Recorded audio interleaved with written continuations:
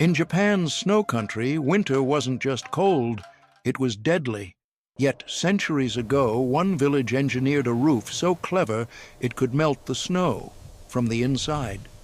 By 1755, the people of Shirakawa were fighting a losing battle. Storms buried houses to their eaves, roofs collapsed under tons of ice, and every winter men risked their lives climbing onto frozen thatch just to scrape the snow away. But when disaster struck and a young villager fell from a rooftop, one builder dared to break with tradition. Inspired by an old scroll and the ancient power of the Irori hearth, Kenji envisioned something radical, a roof warmed from within, using hidden channels, rising heat, and circulating vents to melt snow before it could pile up. His design defied centuries of custom and enraged the village elders. Yet, as the storms grew fiercer and ice threatened to crush their homes, Kenji's experiment became their only hope. What followed was a battle against fire, ice, exhaustion, and the limits of the materials themselves, culminating in a breakthrough that would reshape snow country architecture for centuries. How did Japan's snow villages engineer roofs that melted ice naturally? And how did one winter invention change life in the mountains forever?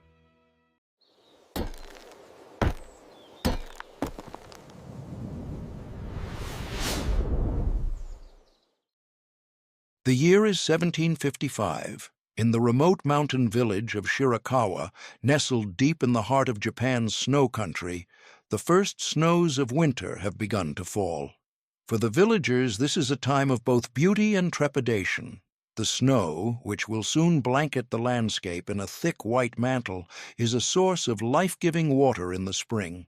But it is also a relentless, crushing force that threatens their very existence. At the center of the village stands a large, imposing house, its steeply pitched thatched roof a testament to the ingenuity of generations of builders. This is the house of the Wada family, the largest and most prosperous in the village. And at the head of the Wada family is a young man named Kenji, who has just inherited the position of master of the house after the recent death of his father. Kenji, at 25, is a man of quiet strength and deep intelligence. He has grown up in the shadow of the great Gasho Zukuri houses, and he understands their secrets as well as anyone.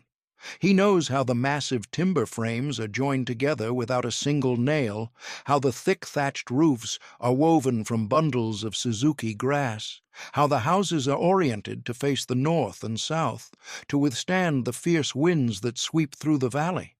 But Kenji also knows that the houses are not perfect. He has seen the damage that the snow can do, the way it can accumulate on the roofs in massive, heavy drifts, threatening to crush the houses beneath its weight. He has seen the ice dams that form at the eaves, trapping the melting snow and forcing it back under the thatch, causing leaks and rot. And he has seen the toll that the endless, back-breaking work of clearing the snow takes on the villagers, the injuries, the exhaustion, the constant gnawing fear of a roof collapse. This year, the fear is greater than ever. The old-timers are predicting a harsh winter, a winter of heavy snows and deep cold, and Kenji has a new responsibility, a new burden. He is now the master of the Wada house, and it is his duty to protect it, to ensure its survival, to pass it on to the next generation, just as his father and his grandfather did before him. On the 1st of December, 1755, the first great storm of the winter arrives. The snow falls for 3 days and 3 nights, a relentless, silent blizzard that buries the village in a deep white tomb. When the storm finally breaks, the villagers emerge from their houses to a world transformed. The snow is piled up to the eaves of the houses, and the roofs are groaning under the weight of a massive white blanket. The work of clearing the snow begins immediately. The men of the village, armed with long wooden shovels, climb onto the roofs and begin the dangerous, exhausting work of pushing the snow to the ground. It is a scene that has been repeated for centuries, a ritual of survival that is as much a part of their lives as the planting of the rice in the spring. But this year, something is different. The snow is heavier, wetter, and more difficult to move, and the cold is more intense. The temperature drops to 20 degrees below zero, and the wind is a razor-sharp blade that cuts through their thick winter clothing. On the third day of the snow clearing, disaster strikes. A young man named Taro, working on the roof of his family's house, slips on a patch of ice and falls to the ground. He is badly injured, his leg broken in 2 places. The accident casts a pall over the village. It is a stark reminder of the dangers they face, a sign that the old ways may not be enough to protect them from the wrath of this winter. Kenji is deeply troubled by the accident. He knows that it could have been prevented. He knows that there must be a better way, a way to manage the snow without risking the lives of the villagers. He spends his nights poring over the old scrolls and records of the village, searching for an answer, a clue, a forgotten piece of wisdom that might help them.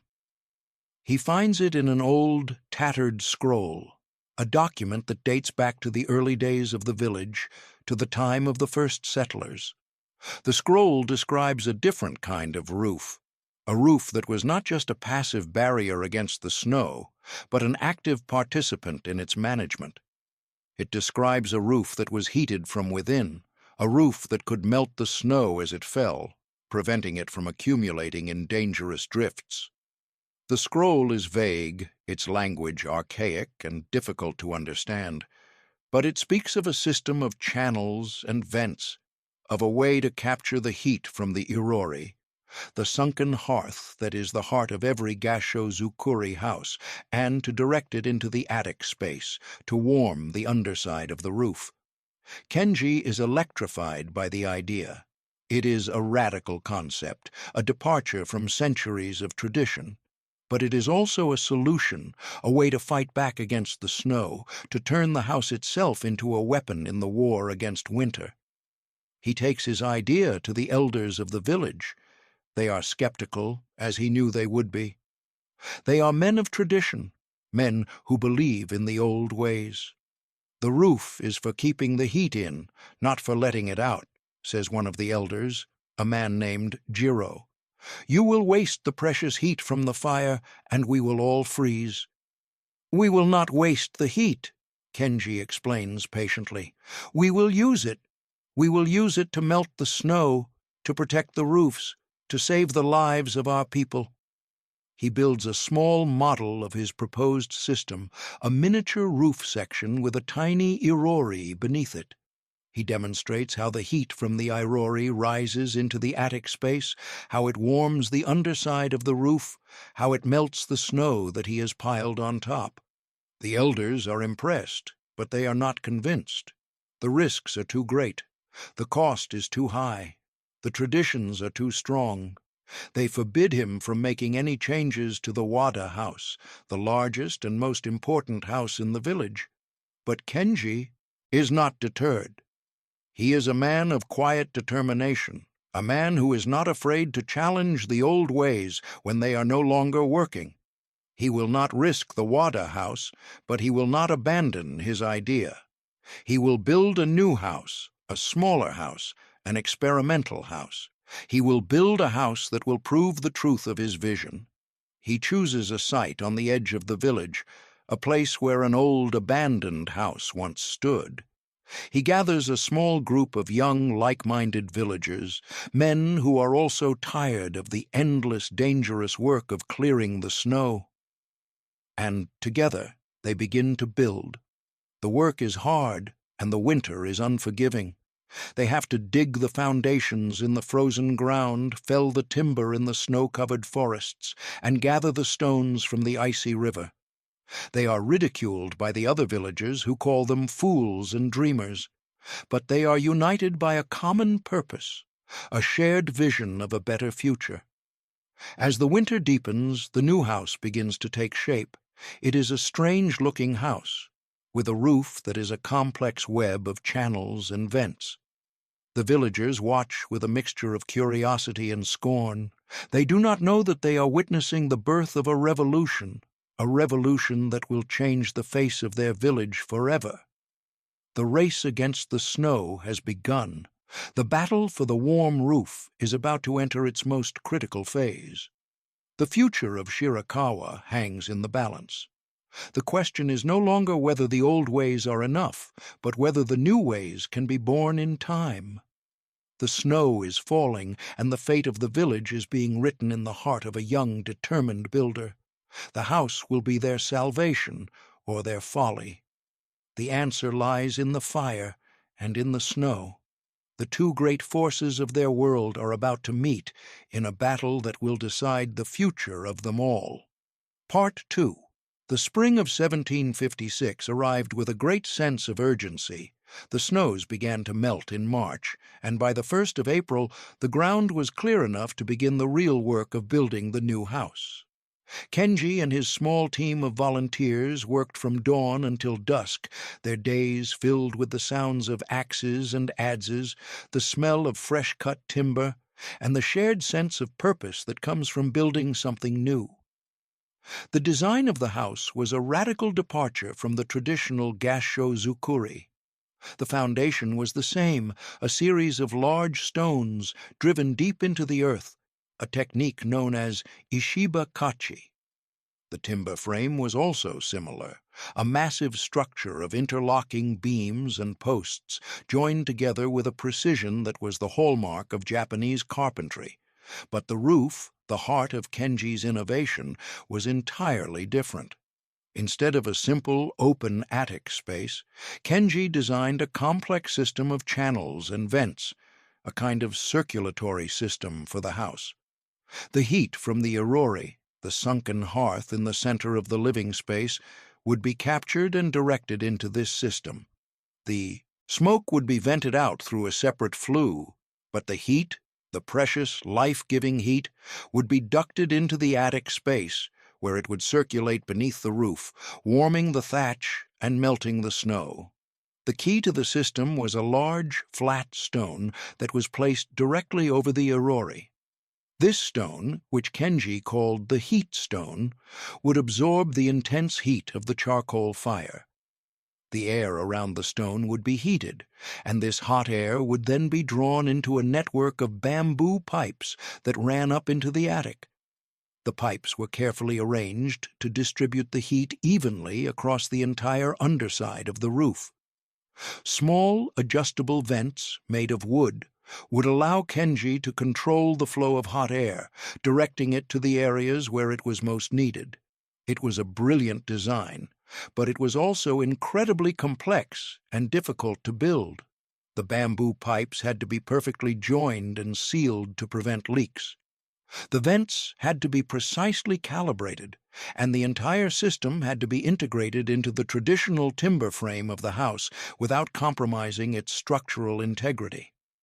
As the summer wore on, the house began to take shape. The villagers, who had at first been scornful, now watched with a growing sense of curiosity and wonder. The house was a strange and beautiful thing, a fusion of old and new, of tradition and innovation. The steeply pitched roof, the massive timber frame, the intricate web of bamboo pipes. It was a house unlike any they had ever seen. But the work was not without its challenges. A typhoon in late August brought torrential rains and high winds, threatening to destroy the partially built structure. A fire, started by a stray spark from a blacksmith's forge, nearly consumed their precious supply of timber, and the constant, nagging skepticism of the village elders was a source of endless frustration for Kenji. "You are playing with fire, Kenji," said Jiro, the eldest of the elders, on a visit to the building site in early September. "The irori is the heart of the house, the source of its life. You cannot tamper with it. You will anger the gods, and they will punish us all." "I am not tampering with the irori," Kenji replied, his voice calm but firm. "I am honoring it. I am using its heat, its life, to protect the house, to protect our people. Is that not a worthy goal? By the time of the autumn equinox, on the 23rd of September, 1756, the house was complete. It was a masterpiece of carpentry and engineering, a testament to the skill and determination of Kenji and his team. The roof was thatched, the walls were plastered, and the irori was ready to be lit. Part 3. The winter of 1756-1757 was one of the harshest in living memory. The snow began to fall in early November and did not stop for 3 months. The temperature plummeted, and the village was buried in a deep, silent, and seemingly endless sea of white. The old-timers, who had predicted a harsh winter, now spoke of it in hushed, fearful tones. This was not just a harsh winter, this was a winter of legend, a winter that would be spoken of for generations to come. For Kenji and his new house, it was the ultimate test. The snow piled up on the roof in massive, heavy drifts, and the system was pushed to its limits. The irori burned day and night, and the bamboo pipes glowed with a dull, red heat. The roof steamed and sizzled, and a constant stream of meltwater ran down the eaves. The house was a living, breathing thing, a furnace in the heart of the storm. But the system was not perfect. On the 10th of December, a section of the bamboo pipe, overheated by the intense heat of the irori, caught fire. The fire spread quickly, and for a few terrifying moments it seemed as if the entire house would be consumed. But Kenji and his team, who had been living in the house, monitoring the system day and night, were able to extinguish the fire before it could do any serious damage. The incident was a stark reminder of the dangers of their new technology, a sign that they were still learning, still experimenting, still walking a fine line between triumph and disaster. They replaced the bamboo pipes with clay pipes, a more fire-resistant material. They also developed a system of baffles and dampers to control the flow of hot air more precisely. They were learning, adapting, improving. The house was not just a building, it was a laboratory, a place of constant innovation. But the greatest challenge was yet to come. In mid-January, a new and unforeseen problem emerged. The constant melting and refreezing of the snow on the roof began to create massive ice dams at the eaves. The meltwater, unable to drain away, was forced back under the thatch, where it froze, creating a thick, heavy layer of ice that threatened to tear the roof apart. This was a problem that Kenji had not anticipated. His system was designed to melt the snow, but it had no way of dealing with the ice. The ice was a new enemy, a more insidious and dangerous enemy than the snow. It was a silent, creeping threat that was slowly, inexorably destroying the house from within. Kenji was at a loss. He had solved the problem of the snow, only to create a new and more difficult problem. The elders, who had been silenced by the initial success of the house, now began to mutter again. "You have angered the gods, Kenji," said Jiro, his voice filled with a grim satisfaction. "You have tampered with the natural order of things, and now you are paying the price." Kenji ignored them. He spent his days and nights on the roof, chipping away at the ice with an axe, a desperate, futile battle against the relentless cold. He knew that he could not win. The ice was forming faster than he could remove it. The house was groaning under the weight of the ice, and the sound was the sound of a dying animal. He was on the verge of despair. He had failed. His great experiment was a failure. The house, his dream, his creation was going to be destroyed, and it was all his fault. But as he sat on the roof, his hands numb with cold, his heart heavy with despair, he noticed something. The ice was not forming evenly. It was thickest at the eaves, but it was thinner in the areas directly above the living space, where the heat from the house was greatest. And in the very center of the roof, Directly above the Irori, there was no ice at all. He had an idea. It was a simple, elegant idea, born of his desperation. The problem was not that there was too much heat, but that the heat was not being applied in the right place. He needed to get the heat to the eaves, to the place where the ice was forming. He went back to his plans, to his drawings, to his models. He worked for 3 days and 3 nights, without sleep, without food, driven by a new sense of hope. And then he had it. A new design, a new modification to his system. He would extend the clay pipes to the very edge of the roof. He would create a ring of fire around the eaves, a superheated zone that would melt the ice before it could form. It was a risky plan. It would require major modifications to the roof, and it would have to be done in the middle of the winter, in the midst of the storms. But it was their only hope. He gathered his team and explained his new plan. They were exhausted, they were cold, and they were on the verge of giving up. But they saw the fire in Kenji's eyes, the unyielding determination of a man who would not be defeated. And they agreed to follow him. One last time. Part 4. The house had become a monster, a beautiful, brilliant, and insatiable monster. It devoured charcoal with a ferocious appetite, and the heat it produced, while life-saving, was also a constant looming threat. The timber frame of the roof, subjected to the intense, focused heat of the ring of fire, began to char and crack. The air in the house was thick with the smell of scorched wood, and the fear of a catastrophic fire was a constant, oppressive presence. Kenji was trapped in a nightmare of his own making. He had created a system that was both a miracle and a curse. It had saved them from the snow and the ice, but it was now threatening to destroy them with fire and famine. The village's supply of charcoal, which was supposed to last the entire winter, was dwindling at an alarming rate, and the house, his masterpiece, was slowly, inexorably consuming itself. In early February, the crisis came to a head. A large section of the main roof beam, weakened by the intense heat, began to smolder. The fire was discovered by Kenji's wife, Hana, who was awakened in the middle of the night by the smell of smoke. The alarm was raised, and the villagers, armed with buckets of snow, rushed to the house. They were able to extinguish the fire, but the damage was severe. The roof was on the verge of collapse, and the house was no longer safe. The elders, their faces grim, gathered in the cold, smoky ruins of the house. "This is the end, Kenji," said Jiro, his voice heavy with a mixture of sorrow and triumph. "You have defied the gods, and now they have spoken. The house is cursed. It must be abandoned." Kenji, his face blackened with soot, his eyes red with exhaustion, did not argue.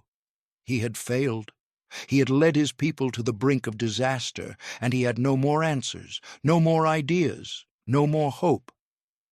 But as he stood in the ruins of his dream, staring at the smoldering roof beam, he noticed something. The fire had not started in the pipes, or in the thatch, or in the smaller rafters. It had started in the massive, ancient roof beam, a piece of timber that was hundreds of years old, a piece of timber that was as dry as dust. And then he understood. The problem was not the heat. The problem was the wood. The old dry wood of the house could not withstand the intense, focused heat of his system.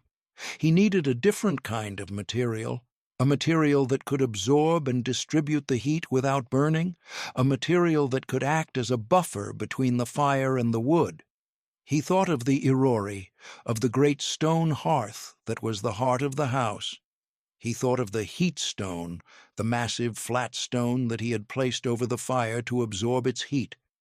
And he had an idea so simple, so elegant, so obvious, that he could not believe he had not thought of it before.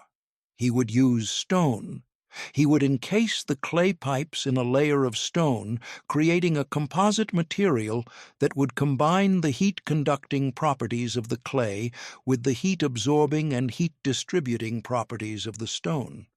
He would create a system of stone-lined channels, a kind of masonry heater that would spread the heat evenly and gently across the entire underside of the roof. It was a desperate last-ditch effort, a final, audacious gamble. The roof was on the verge of collapse. The winter was at its peak, and they had almost no charcoal left. But it was their only hope. He gathered the villagers, not just his small team of volunteers, but all of them. He explained his new plan, his voice filled with a new sense of urgency and conviction. He told them that they had to work together, that they had to pool their resources, their strength, their courage. He told them that they had to save the house, not just for themselves, but for the future of the village, and this time they listened. They had seen the power of the house, its ability to defy the snow and the ice. They had seen its flaws, its dangers, its self-destructive tendencies. But they had also seen the fire in Kenji's eyes, the unyielding spirit of a man who would not be defeated. And they believed in him. Part 5. The winter of 1757 finally gave way to spring, and the village of Shirakawa emerged from the long, dark months of snow and ice, a changed place. The experimental house, once a source of ridicule and scorn, was now the pride of the village, a symbol of their resilience and ingenuity. The principles of the warm roof, which had been born of desperation and forged in the crucible of a brutal winter, were now the talk of the entire region. In the years that followed, the design of the warm roof was copied and adapted by other villages in the snow country. The use of stone-lined channels to distribute the heat from the irori became a standard feature of Gassho-zukuri architecture.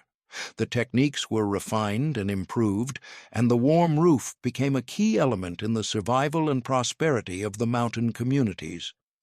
The house that Kenji built stood for over 200 years, a testament to the enduring power of his vision. It was finally dismantled in the early 20th century, its massive timbers used to build a new bridge over the Sho River.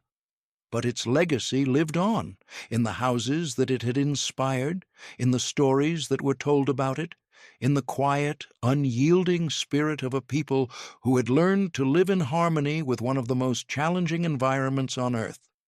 Today, the village of Shirakawa is a UNESCO World Heritage Site, a living museum of a unique and beautiful way of life. The Gassho-zukuri houses, with their steeply pitched thatched roofs, are a major tourist attraction, drawing visitors from all over the world. And while the warm roofs are no longer heated by the irori, the principles of Kenji's design are still in use. Modern snow-melting systems which use electric heating cables or hydronic pipes to warm the roofs are based on the same fundamental principle, that the best way to deal with the snow is to melt it before it can accumulate. The materials have changed, but the idea is the same. The spirit of Kenji, the builder, the dreamer, the innovator, lives on. The story of the warm roof is more than just a historical anecdote. It is a parable for our times. It is a story about the power of innovation, the importance of tradition, and the courage to challenge the old ways when they are no longer working. It is a story about the delicate balance between humanity and nature, about the need to work with the forces of the natural world, not against them. And it is a story about the enduring power of a simple, elegant idea. An idea that was born in the heart of a fierce winter, an idea that was tested by fire and ice, an idea that transformed a village and created a new future for a people. The warm roof of Shirakawa is a testament to the human spirit, to our ability to adapt, to innovate, and to create beauty and order in the face of chaos and adversity. In the heart of the Japanese Alps, where the snow falls deep and the winter is long, The legacy of Kenji the Builder is written in the steep, dark roofs of the Gasho-zukuri houses. It is a legacy of warmth, of safety, of community. It is a legacy of a man who dared to dream of a house that could tame the winter, a house that could turn the fire's breath into a gentle, life-giving warmth. The fire in the roof has not gone out. It is still burning, a silent testament to a man who built a future in the heart of the snow. The snow still falls, but it is no longer an enemy. It is a partner, a collaborator, a part of the beautiful, intricate dance of life in the snow country. The warm roof is not just a piece of architecture. It is a work of art, a poem written in timber and stone and fire and snow.